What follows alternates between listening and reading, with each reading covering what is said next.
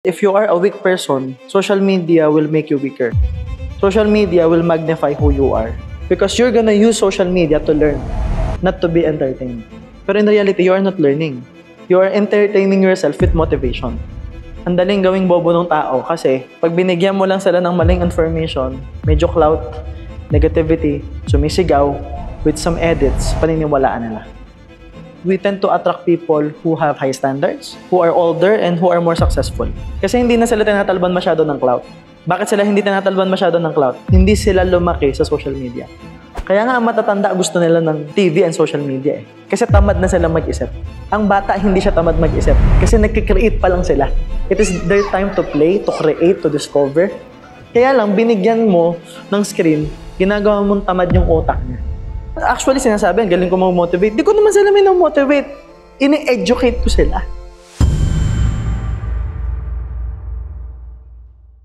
What can you say about this social media platforms, internet stuff?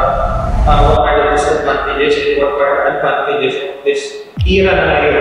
Social media should be a facility and a tool to promote our products, to help other people, to connect with people, and to make us stronger. But the idea is, if you are a weak person, social media will make you weaker.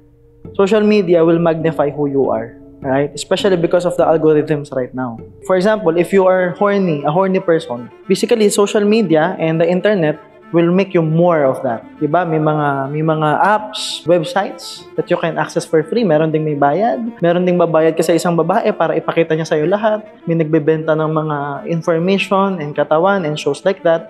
There are a lot of things that when you do your research, ibibigay sa'yo ni social media. On the other hand, if you are a strong man, a strong person, and you have control with your choices in life, eventually, alam mo yung i-click mo sa social media. Alam mo yung isa-search mo sa social media. Alam mo yung pipiliin mong panoorin. And since you are aligned with who you are, with the people and person and influencers that you are watching, mafe-feel mo rin kung kanino ka aligned. Nagagets mo ako? Because you're gonna use social media to learn, not to be entertained. If you wanna learn, you will focus on alignment and you will focus on the reality. If you wanna be entertained, maghahanap ka ng maingay, magulo, or yung natitrigger ka ng konti. Pero in reality, you are not learning.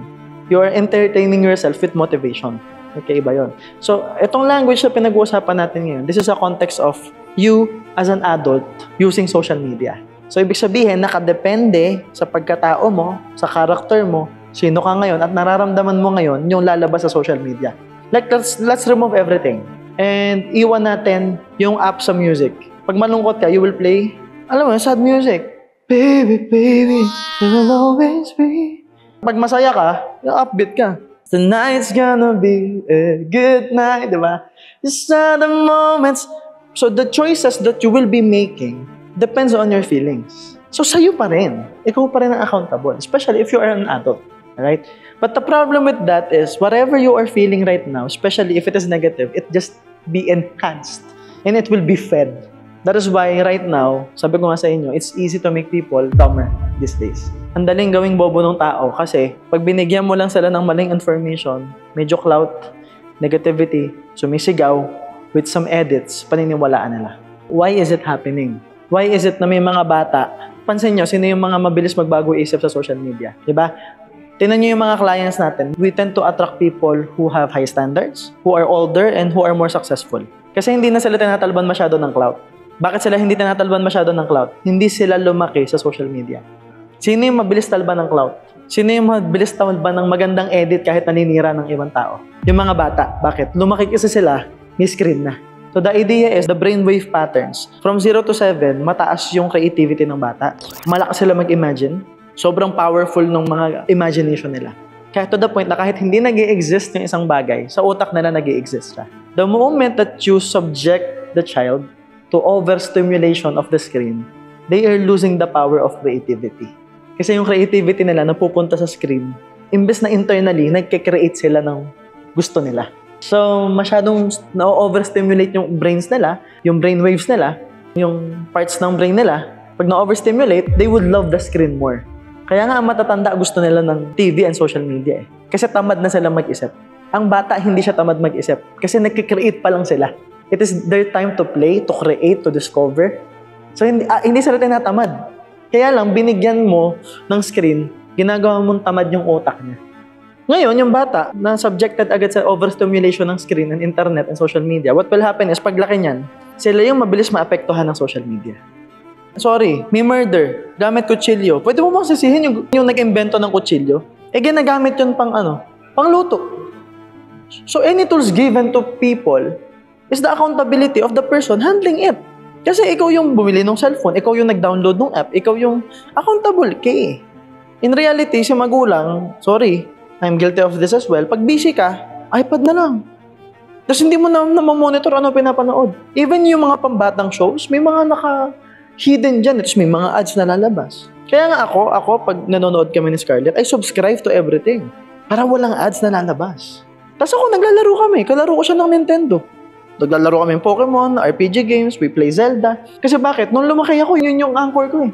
Nakatulong sa akin yung RPG games, feeling ko. Hindi ko alam kung totoo. Pero at least walang ads. At least walang lumalabas na overstimulating na may patayan or whatever. Diba? Parang ako hindi ko takot sa mga mumu eh. Bakit? Nung bata ako, laro ko Resident Evil eh. So, ang thinking ko ngayon, pag may lumabas dyan, well-trained ako dyan kasi naranasan ko to sa Resident Evil nung bata ako. Alam kong paano kahinaan yung mga octopus na kung ano-ano mang creature yan. Actually, sinasabi, galing ko mag-motivate. Di ko naman sila motivate. Ini-educate ko sila. I'm a 90s kid.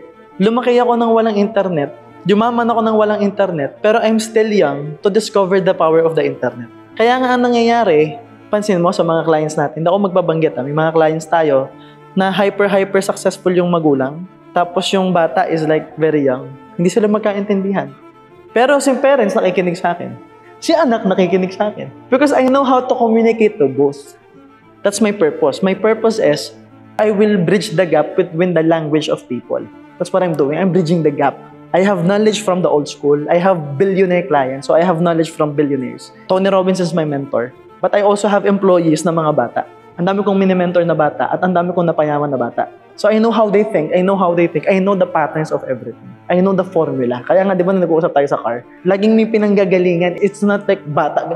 Let's not judge them. But may pinanggalingan kasi kung paano sila lumaki. And everything starts with the upbringing. The psychology kung paano sila lumaki kasi nandun yung pundasyon nila. So the idea is this. Let's just say si matanda or adults, the language is like Spanish. Tapos si hyper millennial, hindi naman millennial, like hyper bata. The language is English. Ngayon, si Spanish, Soy Miliamo MJ Lopez, Buenas tardes, whatever, ano gagawin niya? Let's just say they know a little bit of Spanish, pero hindi nila master. What will happen is, ita-translate niya sa brain niya. So, may problema tayo sa skills and mindset and beliefs kasi you don't really know the language. So, what's happening is, translate, magiging English. They will think English and answer it in English. And then they will convert it into Spanish sa kalalabas sa bibig nila. Kaya hindi nagkakaintindihan. Kasi magkaiba ng lengguwahe. Ako yung translator ng information. So I can explain it to the younger generations. Ito yung ibig sabihin nila. And I can explain to the people who are older, the baby boomers, na ganito po kasi sila mag-isip. Hindi po nila naiintindihan. Napansin ko, the more that we play Nintendo and less iPad, she is sweeter. She is more caring, less likot, more creative. She likes painting, she likes gymnastics, she likes ballet. When she is using iPad, she wants to download more apps. And mas makulit, biglang namamalo, biglang nahahampas. And this is a course of not just 1 week. This is a course of 3 days. So imagine kung isang taon mong isa-subject yung bata sa ganun. Kaya nagbabago talaga yung ugali. Kaya nga ngayon, ini-engage ko sa business eh. Diba, binibentahan niya ako ng kape, ako naman bumili. And she's always excited to bring coffee to me, to bring water to me. Because she is paid to do that, she is incentivized as a form of business. Yung lotion namin, nire-repack niya, binibenta niya sa akin, sa lola niya. So, little by little, I will engage her with more activities like that. Parang ganito yan eh, mayaman, mahirap nag-usap, di magkakaintindihan.